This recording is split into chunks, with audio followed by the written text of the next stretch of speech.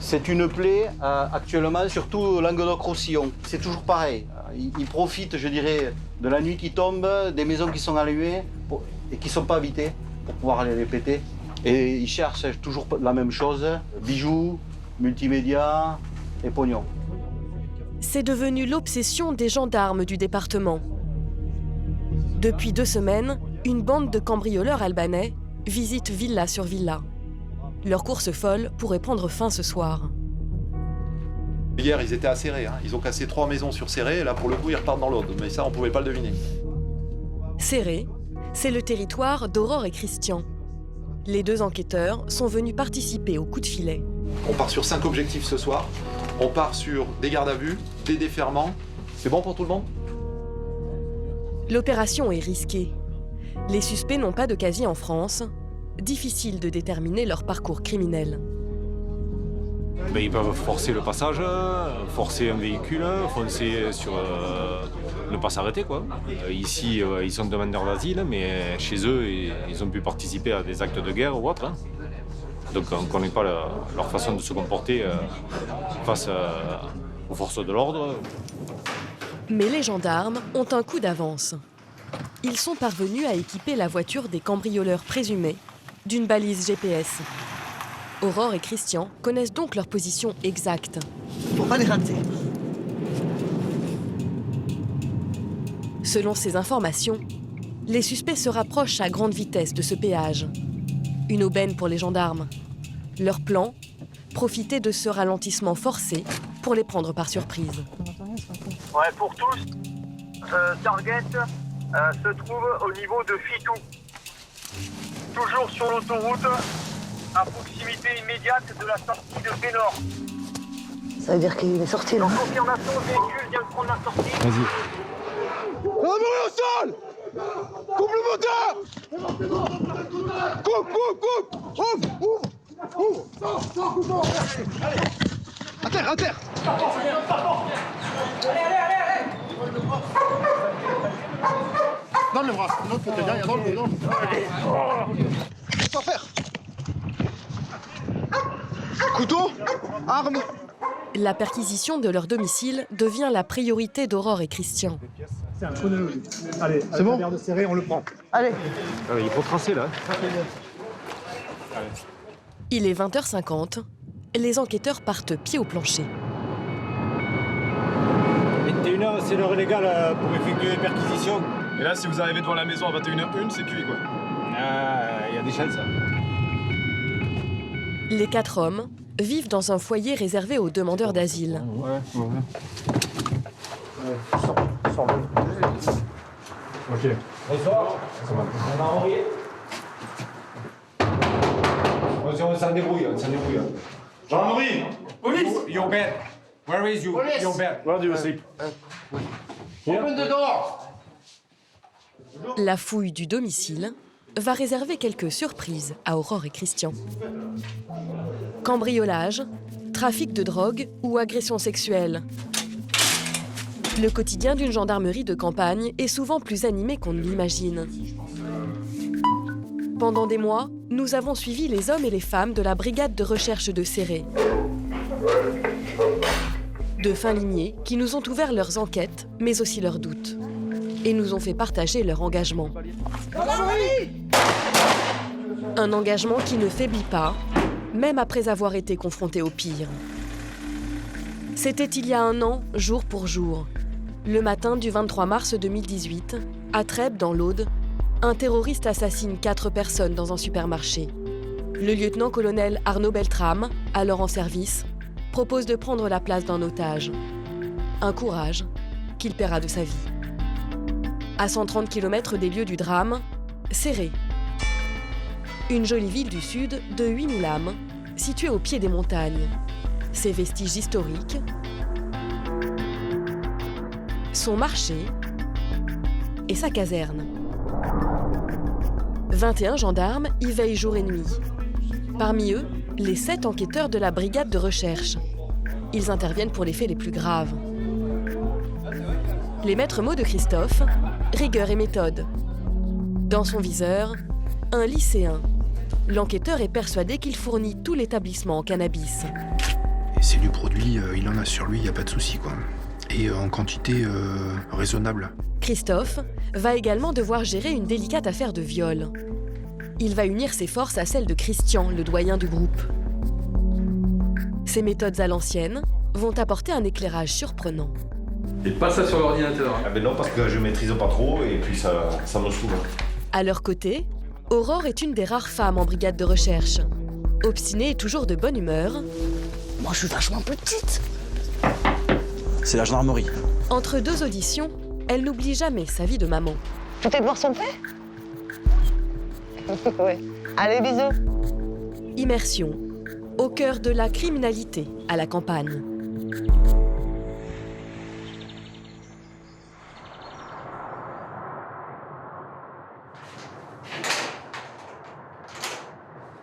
Après une nuit de garde à vue. Buongiorno. Le butin de la perquisition chez les cambrioleurs albanais peut paraître décevant.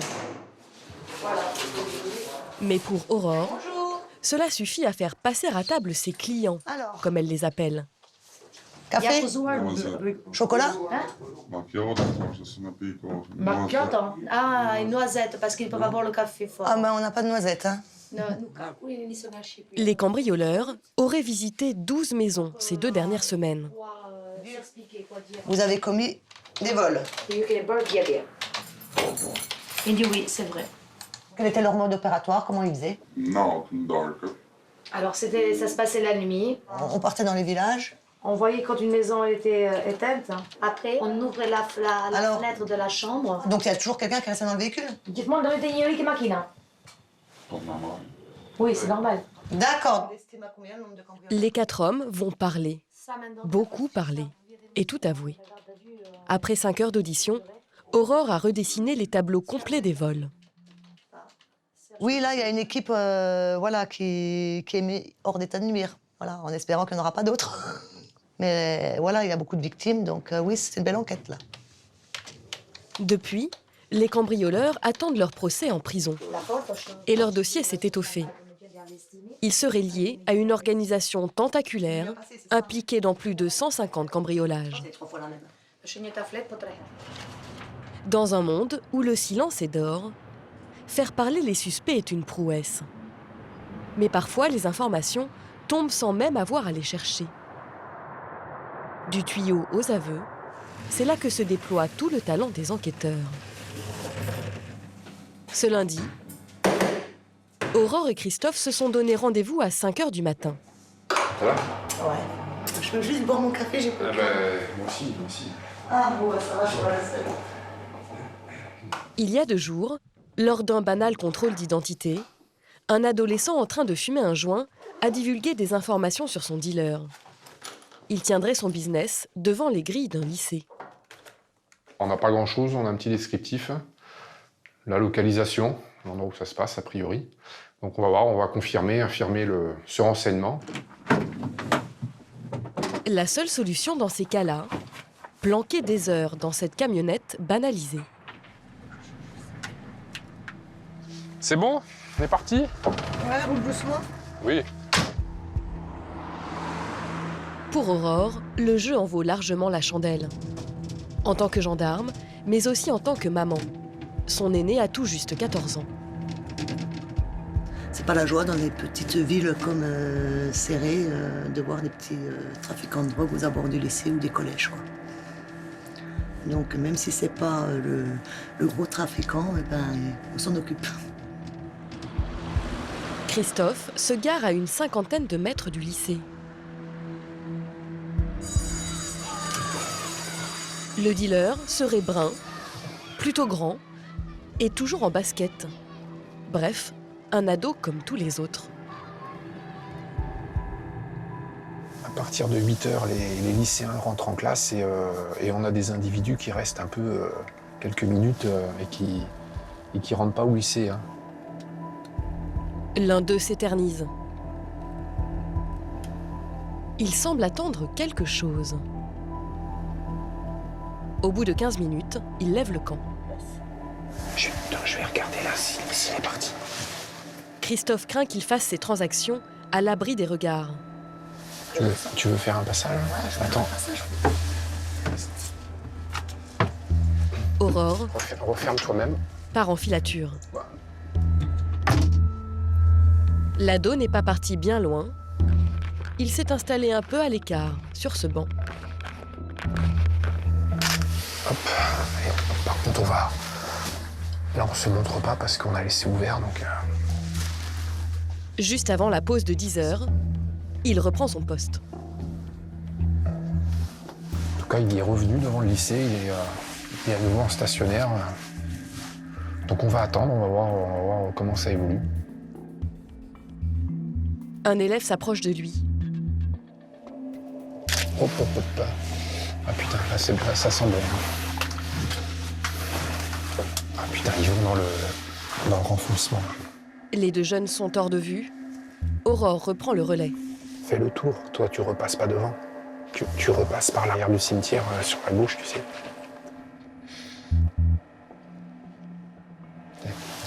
Ça ressort.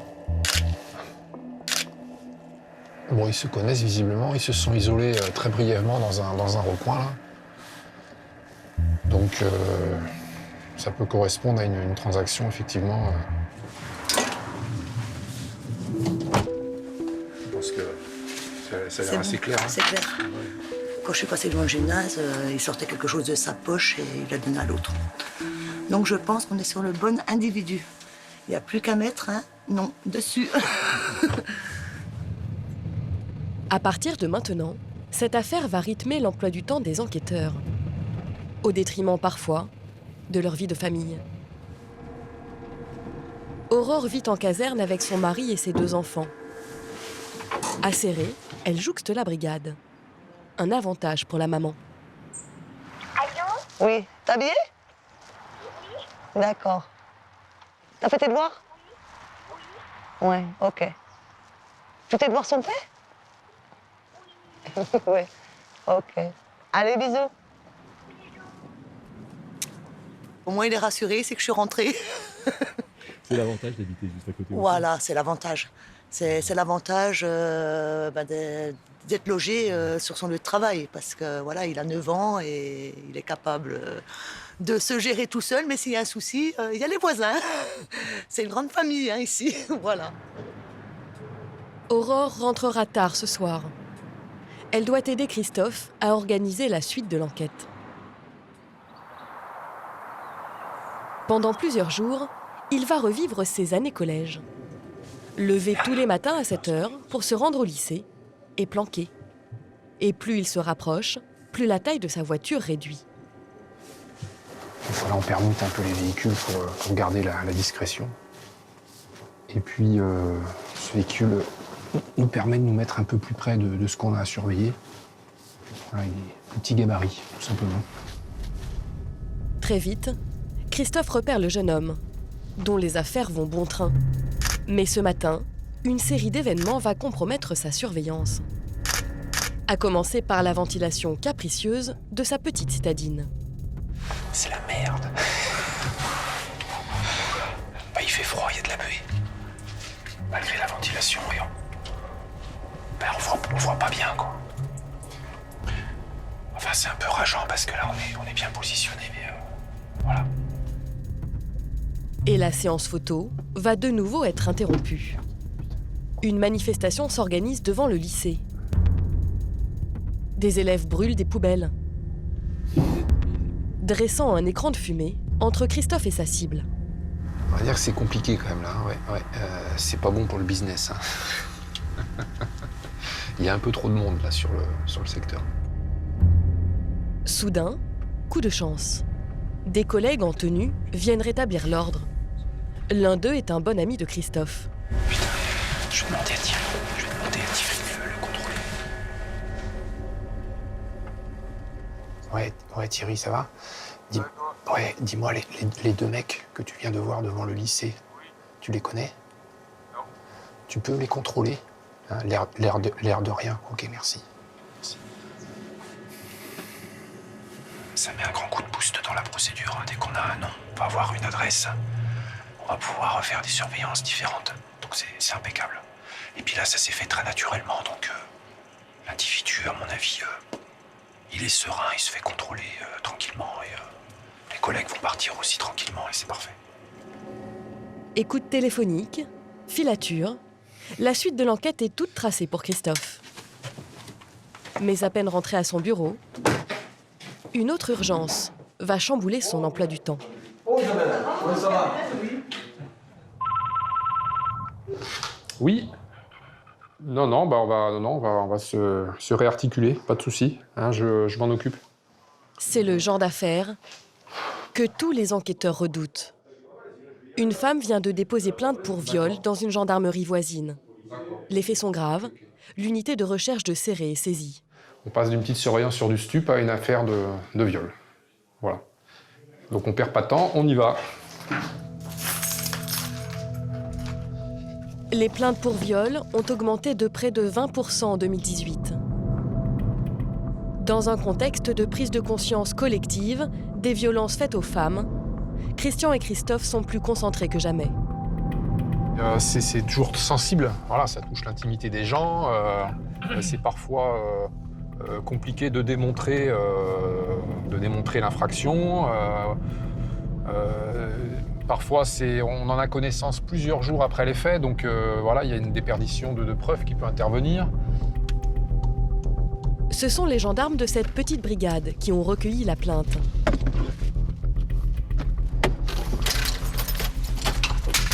Merci. La victime, une mère de famille de 49 ans, a été conduite à Perpignan chez un médecin légiste afin de rechercher des traces biologiques du viol.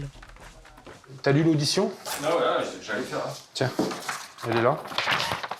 Qu'on récupère le fond de dossier, voir ce qu'il y a dedans. Les deux hommes s'isolent. Ils ont peu de temps pour appréhender l'affaire. La plaignante affirme avoir été enlevée, séquestrée et violée par son ex-compagnon. D'accord. Il était calme et il m'a dit qu'il voulait juste parler. Il a dit qu'il pouvait aussi me tuer et me crever. Il m'a assise sur le lit et il m'a demandé de me déshabiller, ce que j'ai fait. Je l'ai repoussé avec ma main au niveau de son ventre. Il a quand même continué en disant qu'il n'en avait rien à foutre. Je me rappelle lui avoir dit que cela me faisait mal, mais il continuait. L'ancien amant est un homme violent. La justice a déjà ordonné une mesure d'éloignement. La dernière année, j'ai été victime de nombreuses violences de sa part. Il m'a brisé les côtes, cassé le portable, les phalanges. J'ai déposé plainte à plusieurs reprises. Compliqué. Ça fait un peu froid dans le... Enfin, ça fait froid dans le dos. On travaille comme si c'était avéré dès le départ. Hein. C'est les investigations après qui détermineront précisément ce qui s'est passé. Voilà. Mais a priori, on fait confiance à ce que les gens nous racontent, hein, bien sûr, hein, évidemment. Hein. Quelle que soit la sensibilité de l'affaire, pour les enquêteurs, une parole en vaut une autre. Et seules les preuves comptent. Christophe espère en trouver dans les téléphones. Allez, je vais chercher la demoiselle. Hein. Christian, lui, entend la première personne à avoir vu la victime après les faits, sa fille. Mais en fait, c'est pour connaître un peu la personnalité de votre maman, savoir si vous l'avez vue entre le 9 et le 10 novembre. Elle m'a mis au courant, oui, de ce qui s'est passé. Bon, elle était en pleurs. À mon arrivée, ma mère était en pleurs. Donc elle m'a dit qu'elle avait quelque chose d'important à me dire. Elle m'a dit qu'il l'avait violée. D'accord. Je crois qu'elle m'a dit qu'il l'a forcée à dire qu'elle l'aimait. Au niveau de sa crédibilité, toi, tu crois réellement ce que ta mère a dénoncé? J'ai envie de dire oui, parce que c'est ma mère. Mais je connais très bien ma mère. Et si je suis absolument honnête, je sais qu'elle a eu des problèmes avec l'alcool. Donc ça fait un moment que dès qu'elle me dit quelque chose de grave, je ne le prends pas forcément à 100% de suite. Je préfère avoir des preuves. Voilà, c'est un cas délicat quand même. Je vous raccompagne. Au même moment, le rapport du légiste tombe. Mais toujours aucune preuve. Les faits remontent à 4 jours. Il est trop tard pour confirmer le viol. SMS, appels, photos. Christophe épluche les portables. Et ce qu'il va trouver dans celui de l'accusé va les surprendre.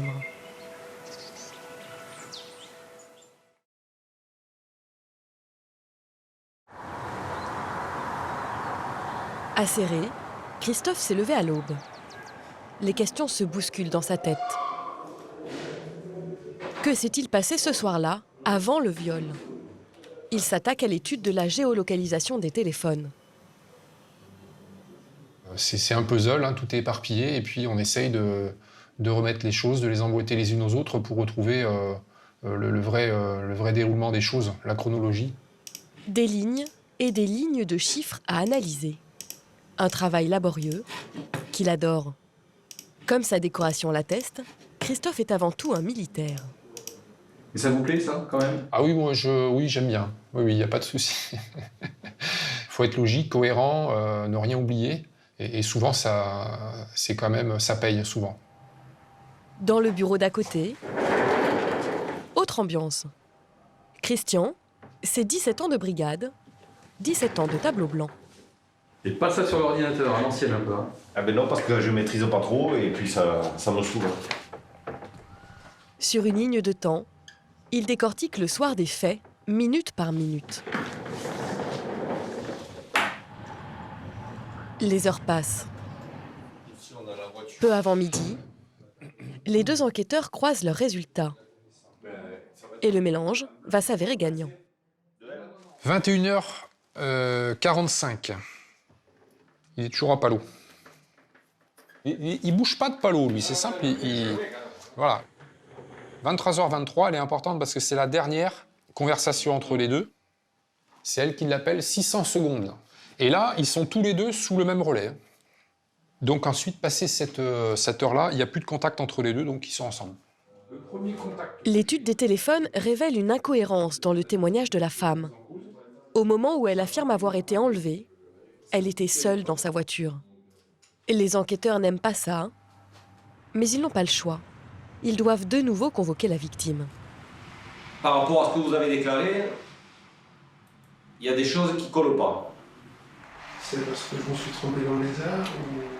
Vous avez déclaré certaines choses qui nous, d'après, on a démontré que c'était impossible. Téléphone et votre téléphone français à vous, à 22h53, ils ne sont pas ensemble. Ils sont bien séparés. Mon téléphone était dans mon sac et tel. C'est ça que je comprends pas. Il y a quelque chose qui ne va pas. Eh ben, on vous le confirme. Ou alors il s'est coupé en deux, mais il ne peut pas être à deux endroits à la fois. Moi, je veux dire que c'est impossible. Et vous allez me dire que c'est impossible aussi. Vous n'avez pas vécu ce que j'ai... Non, mais après, c'est sûr, madame. Alors... Face aux larmes de la victime, les enquêteurs doivent garder en tête leur unique objectif, obtenir la vérité. Qu'est-ce que vous voulez vendredi soir? Pourquoi vous voulez savoir où il se trouve, etc. Pour le piéger. Pour le piéger. Expliquez-nous ce qui s'est passé réellement.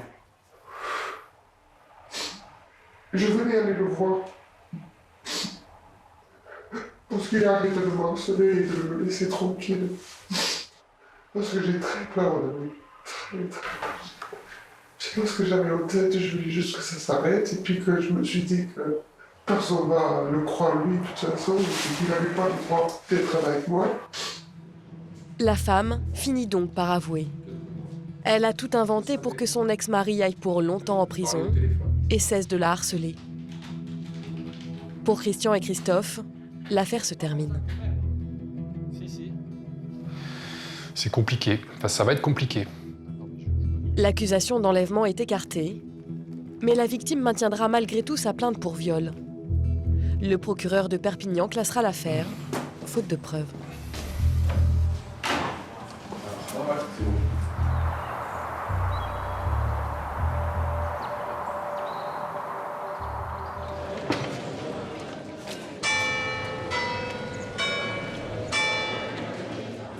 Ce dimanche matin, dans la petite ville de Céré, les habitants profitent des premiers rayons de soleil.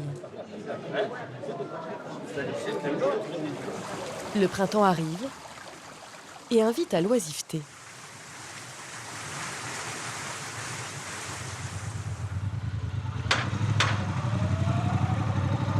Dans les bureaux de la caserne, pourtant, Christophe et Aurore se sont donné rendez-vous pour une mission délicate.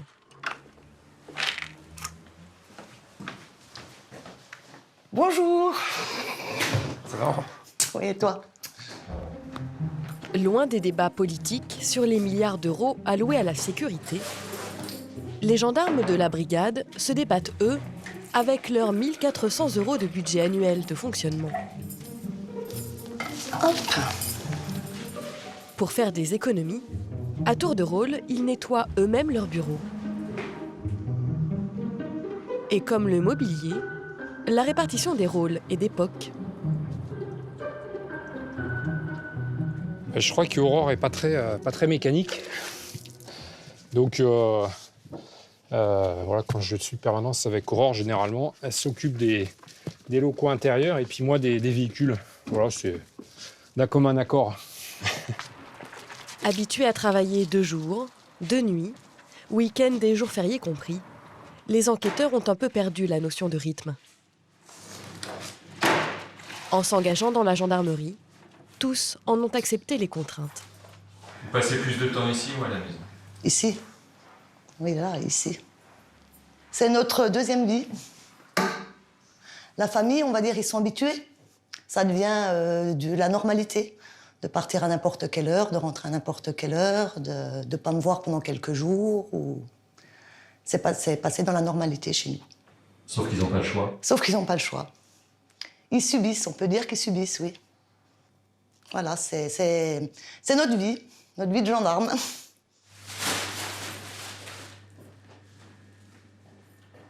L'après-midi même, les enquêteurs se replongent dans le dossier du jeune dealer du lycée. Allez, venez voir par là. Alors c'est... Grâce à son nom, ils ont découvert qu'il était majeur et sans antécédents judiciaires. Donc tu dis que pas scolarisé, lui? En tout cas, moi, j'ai jamais vu rentrer au lycée. Hein. On va le vérifier, Après, si ça se trouve, les parents croient qu'il est en cours, hein, parce qu'il y passe du temps, quoi. Christophe est convaincu qu'il a étendu son trafic à l'intérieur de l'établissement. Oui, bonjour, c'est la gendarmerie de Céret, l'appareil. Bonjour, est-ce que je pourrais avoir le secrétariat du proviseur, s'il vous plaît? Il est chez vous? Il suit quoi comme scolarité, lui? Le jeune homme est bien scolarisé dans le lycée. Christophe redoute qu'il entraîne avec lui d'autres élèves. Parent de 2 adolescents de 14 et 18 ans, il se sent particulièrement concerné. Il est scolarisé, donc il doit un peu se fondre dans la masse de lycéens. Et voilà. Et puis beaucoup de lycéens doivent passer par lui, effectivement, pour leur petite conso. C'est des gamins qui arrivent en seconde, donc qui ont 15 ans. On se demande comment, finalement, avec un accès si facile aux produits, comment certains arrivent à pas fumer, quoi, presque. Le sujet est sensible. Le procureur de Perpignan a exigé un dossier inattaquable. Pendant des semaines, les enquêteurs remontent le fil du trafic. Ils multiplient les surveillances et accumulent les preuves.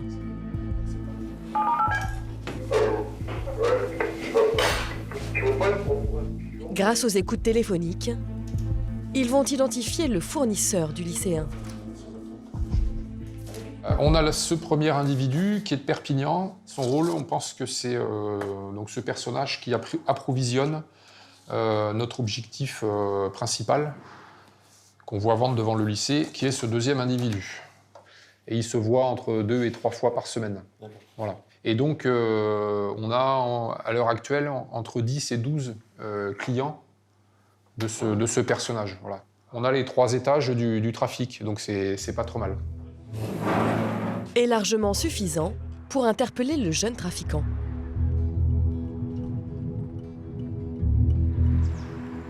« 5h30 du matin.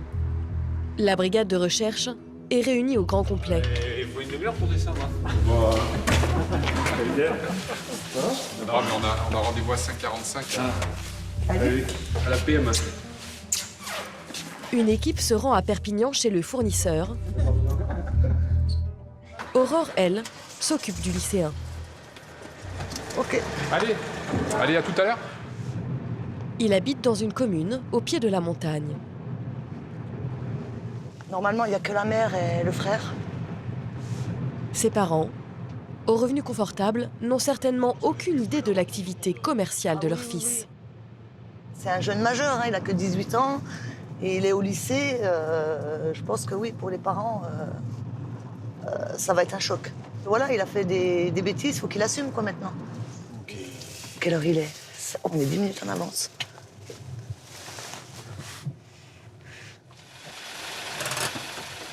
« 10 minutes qui vont s'avérer fort utiles. Ah putain, comment on va rentrer là? Il est gentil quoi. Ça va? Ça craint ça. On laisse ouvert la voiture, de toute façon, je l'attends. Il n'y a pas de portillon d'entrée. T'es prêt à sauter? Pour garder l'effet de surprise, les gendarmes n'ont pas 36 solutions. On dirait qu'il y a déjà quelqu'un qui est passé, de toute façon. Moi, je suis vachement petite. Ça va. Oh, ça va peut-être. J'ai rien perdu.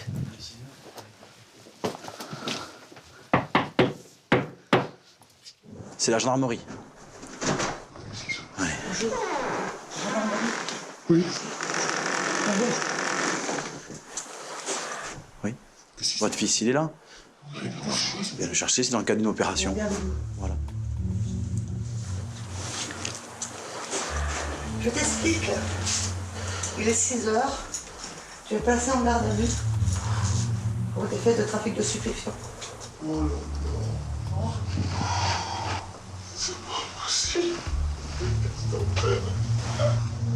Comme Aurore le craignait, la mère tombe des nues et panique. Je te laisse notifier les droits, je m'en fous. Allez, habille-toi d'abord. Le lycéen est conduit à la brigade. Quelques instants plus tard, le fournisseur est interpellé à son tour à Perpignan, avec une bonne surprise à la clé. Dans sa chambre, le kit complet du cultivateur de cannabis. Une preuve irréfutable.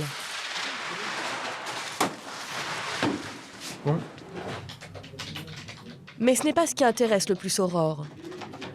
Elle tient à ce que le lycéen assume ses actes. Alors pour toi, tu prends que 10 grammes par semaine. Ouais. Pour toi.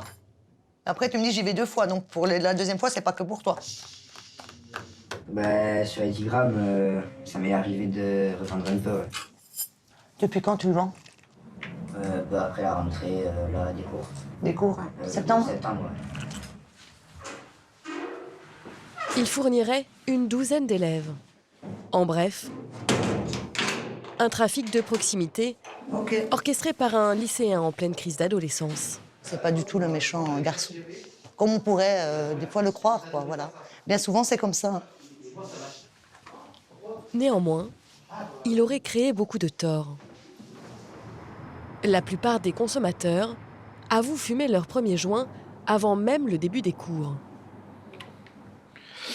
Je consomme des produits stupéfiants tous les jours. Oui. Un joint par jour? À seulement 18 ans, cette lycéenne est devenue dépendante au cannabis. C'est la première fois qu'elle se retrouve interrogée par un gendarme. Qu'est-ce que ça vous apporte? Bah, des choses. Je me sens mieux. Vous avez des problèmes? Vous avez vos parents? Tous les deux? Vous vivez chez eux? Ça va pas à la maison? Non, c'est juste que ça se passe pas bien. Depuis plus petite, ça s'est jamais bien passé, c'est tout. À la première question, les larmes sont venues toutes seules. Ouais, on sent vraiment une jeune fille de 18 ans, déjà désœuvrée, voilà, presque. Qui pour elle, sa seule solution, bah, c'est le cannabis pour trouver remède à ses problèmes. Le travail des enquêteurs s'arrête là. Après 26 heures de surveillance, 38 heures d'écoute téléphonique et 62 heures d'audition, ils transmettent au procureur un épais dossier.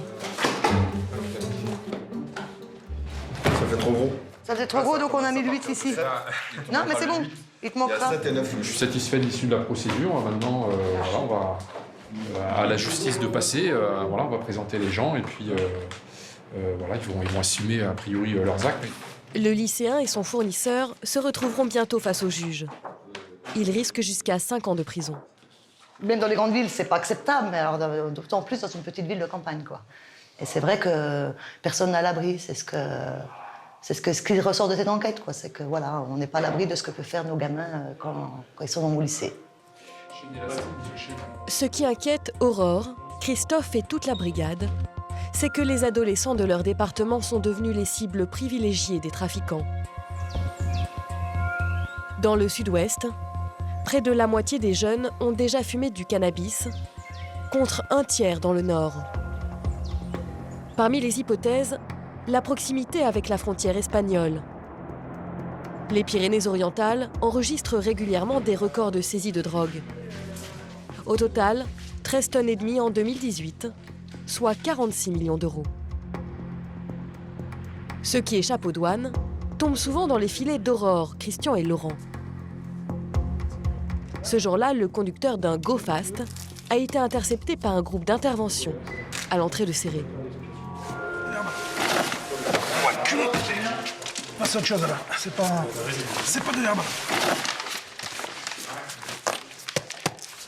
Ouais, ça, on va le prendre en photo et puis on va juste faire une entaille et voir ce qu'il y a dedans. Au total, 336 kilos de résine de cannabis et 53 kilos d'herbe. C'est tout ça. On n'en verra jamais la fin, parce que tant qu'il y aura des pauvres mecs comme ça qui feront les chauffeurs, qui feront les mules pour gagner 2000 € et qui risqueront 10 ans de prison, ben, ça ne s'arrêtera jamais. Et puis, toutes ces quantités-là, ça remonte dans les grandes agglomérations. Et puis, petit à petit, il y a des filières qui se mettent en place. Et puis, ça finit dans nos villages et dans nos lycées, même les collèges, malheureusement. Ces mules semblent prêtes à tout pour échapper aux gendarmes. Il y a 3 mois, après avoir forcé un barrage, un conducteur en fuite a atterri dans la petite ville de Céré. Les caméras de sécurité ont enregistré son rodéo sauvage. Voilà, là on voit le véhicule emprunter la rue de la mairie en sens inverse à une vitesse incroyable. Donc là, hop, ça va tellement vite. Donc il va effectuer une marche arrière pour se stationner. Je pense qu'il tente de dissimuler plus ou moins son véhicule. Il ferme son véhicule à clé, hop, voilà, là. Et le problème, c'est que la vidéo tourne et qu'on ne voit pas la suite.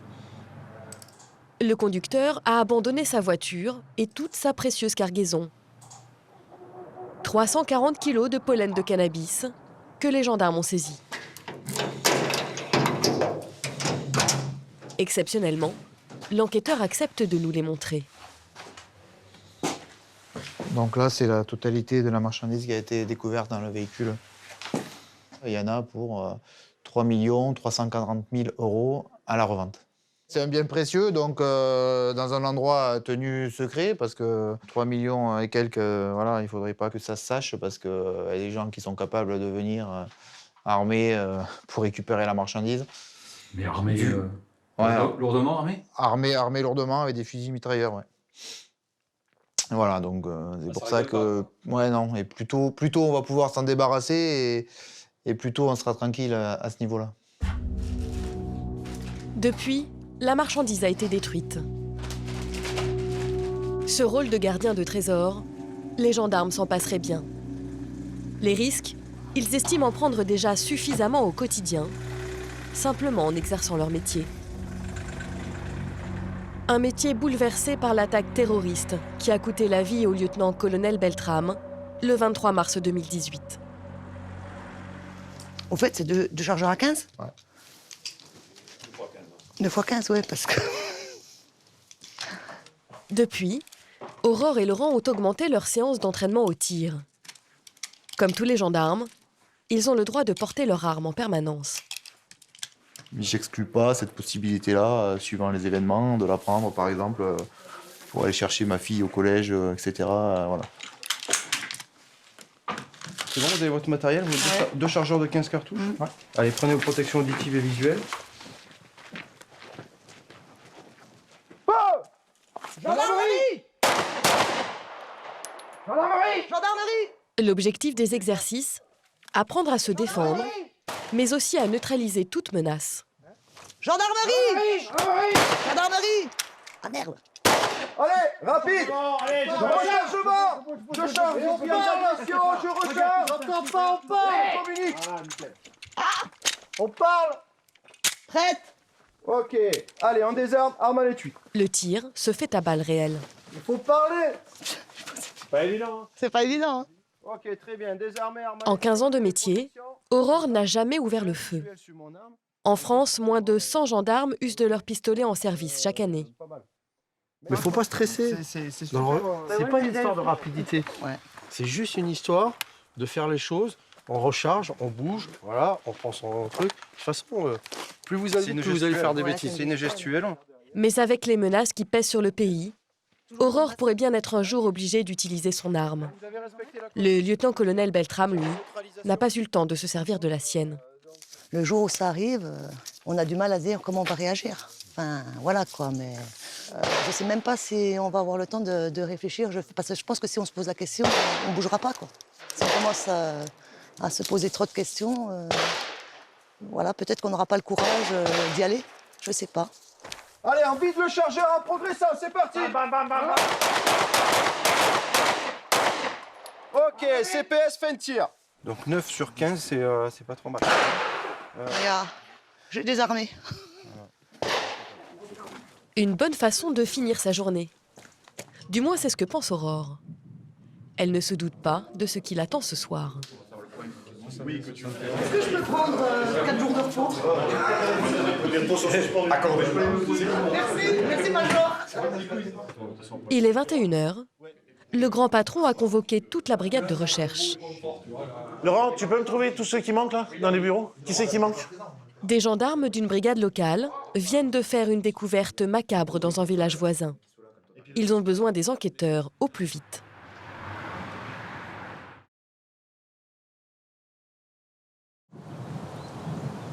Aurore et Christophe ne sont pas prêts d'aller se coucher. Un homme d'une quarantaine d'années vient d'être retrouvé mort dans un cabanon isolé en pleine campagne. Son corps serait couvert de blessures suspectes. Ça peut être le démarrage d'une affaire criminelle, donc il faut y être dès le départ, hein, s'imprégner des lieux, de ce qui s'est passé. Et ça, si on attend ou si on n'y va qu'après ou trop tard, on va manquer peut-être l'ambiance de la scène. À 20 km de Céré, les gendarmes qui ont découvert le corps les guident dans le maquis jusqu'au cabanon. Tout au bout de ce sinueux chemin de terre. Il y a une baraque là? Ouais.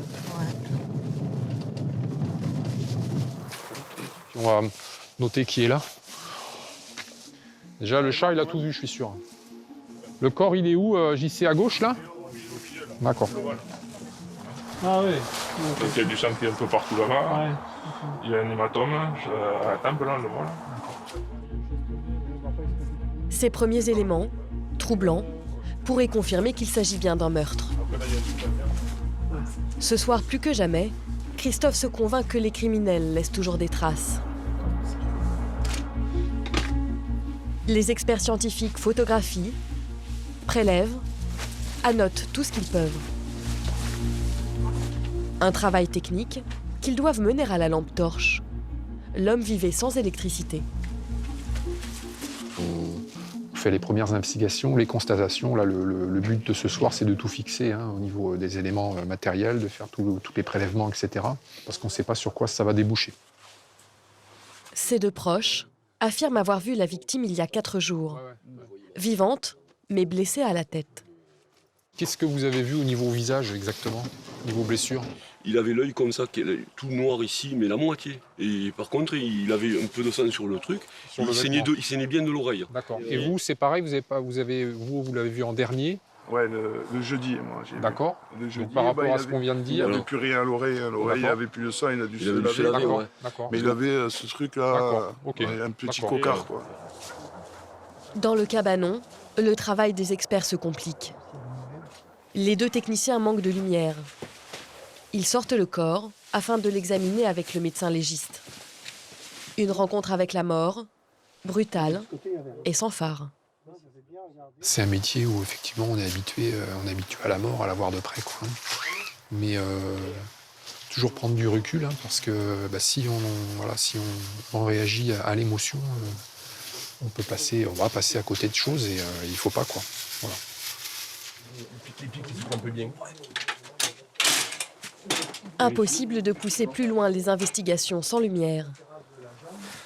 Les enquêteurs repartent avec leurs doutes. L'homme de 45 ans était, semble-t-il, un marginal sans histoire. Était-il seul ce soir-là dans le cabanon? S'est-il battu? Et alors avec qui?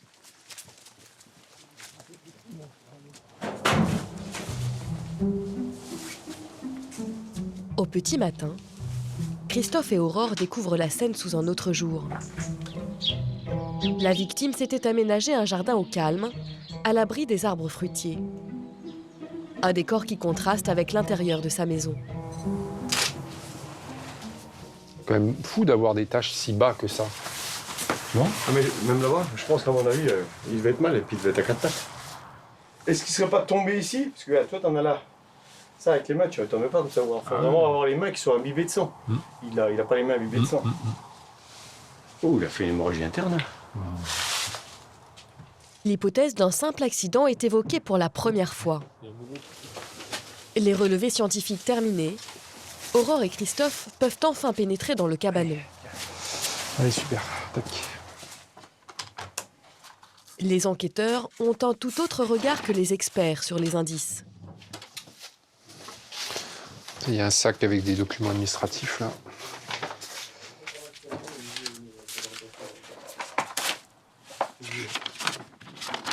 Parfois, on se fait une idée des personnes, même à travers des témoignages de proches, etc. Et puis, parfois, lors des constatations, des perquisitions, on s'aperçoit que les gens ne sont pas tout à fait comme on nous les a décrits, on peut trouver des vies parallèles, parfois. Dans 8 cas d'homicide sur 10, la victime connaissait son meurtrier. Les espoirs des gendarmes reposent maintenant sur l'enquête de voisinage. Vous le connaissez, non? Le mec qui vend des légumes. Ouais, voilà, c'est ça. Donc il est décédé. Oh merde. Voilà. Donc c'était pour savoir si vous le connaissez. Non.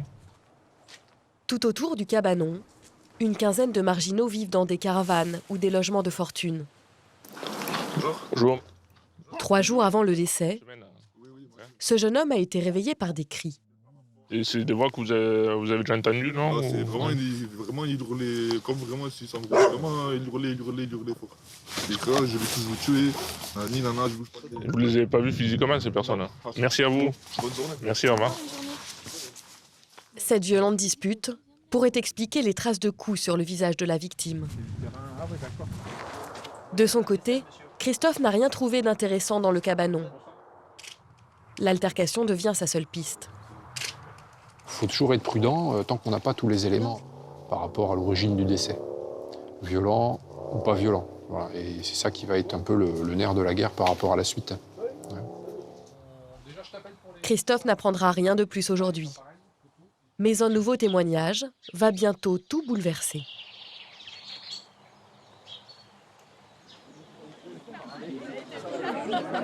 Quelques heures plus tard, un vent de légèreté plus que bienvenu souffle aux abords de la caserne. Les enquêteurs font la fête ce soir, en famille et entre gendarmes bien sûr. Christophe est préposé au buffet. Vous avez fait tomber la tenue de l'enquêteur, là. C'est pour quelle tenue aujourd'hui là? Ah là, c'est la tenue grand organisateur aujourd'hui. Ça change, hein? Ah oui, là, ça, ça change, effectivement. Ouais, on aurait bien aimé se reposer, à la limite, aujourd'hui, mais voilà, c'est pas encore possible, il va falloir attendre les vacances. Gendarme, une vocation sans répit.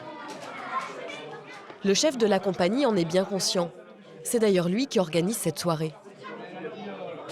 On a tous une famille, on a tendance à l'oublier, et les gens qui sont en face de nous ont tendance à l'oublier. On n'est pas des machines, et ça c'est important. Voilà. Plus encore que l'absence, c'est l'inquiétude qui pèse à tous leurs proches. En 2018, 4500 gendarmes ont été blessés en mission. Manon, l'aînée d'Aurore, essaie de ne pas trop y penser. On en parle toutes les deux, même j'en parle avec mon fils et je la rassure au mieux. Après c'est difficile, hein, en tout cas elle, je sais qu'elle ne voudra pas être gendarme, ça elle me l'a toujours dit. La musique résonnera dans la salle des fêtes jusqu'à 2h du matin. Une parenthèse de courte durée.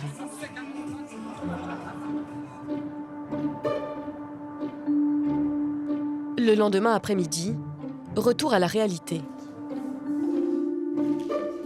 L'enquête sur l'homme du cabanon est relancée. Christophe a été contacté par un nouveau témoin.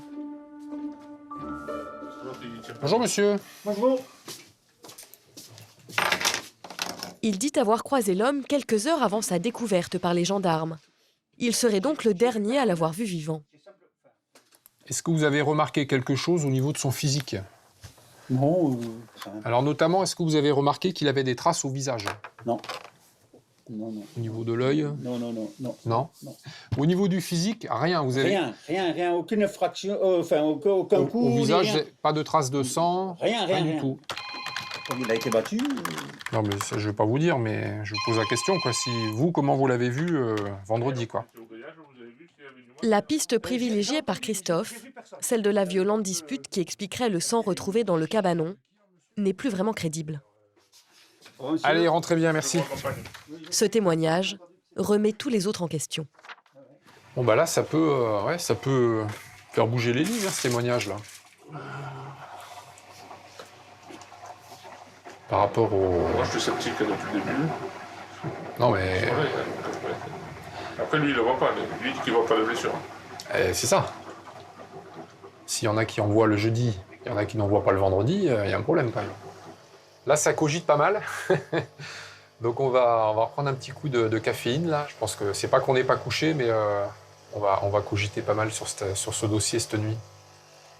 Même à la maison. Voilà. Meurtre ou accident, l'autopsie est sa dernière chance de découvrir la vérité.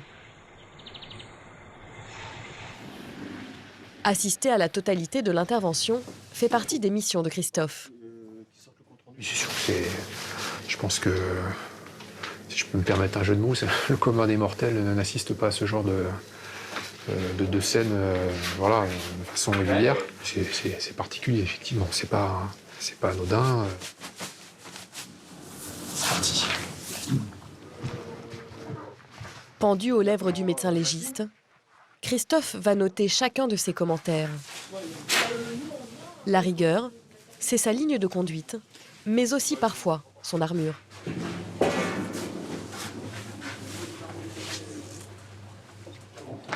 Trois heures plus tard, l'enquêteur n'est pas mécontent de respirer à nouveau l'air frais. Selon les premières conclusions du légiste, l'homme aurait succombé d'une hémorragie interne après une chute. Donc il n'y a pas de traces de lutte sur le corps, en fait. Par contre, ce que peut pas nous dire le légiste, c'est pourquoi la personne a fait cette première chute. Donc là, si la personne a été poussée, c'est une éventualité, hein, ça peut être ça. Ça, on ne peut pas le déterminer avec l'autopsie. Le mystère reste entier. Cette histoire rejoindra la longue liste des cold cases, les affaires non élucidées. On essaye d'aller au bout des choses. Maintenant, parfois, c'est tout simplement pas possible parce que, à part avoir vu la scène de visu ou avoir une boule de cristal, parfois, c'est la seule solution pour connaître la vérité. Voilà, maintenant, c'est ça qu'on fait, on fait le maximum. Vous aimeriez avoir une boule de cristal? Ah oui, c'est clair. Ou être une petite souris, parfois. Ah, c'est vrai, ouais. Ah ouais. Sur les centaines d'enquêtes menées par la brigade chaque année, seule une dizaine ne sont jamais résolues. En attendant de trouver une boule de cristal efficace, Christophe, Aurore et Christian vont donc continuer de compter sur eux-mêmes.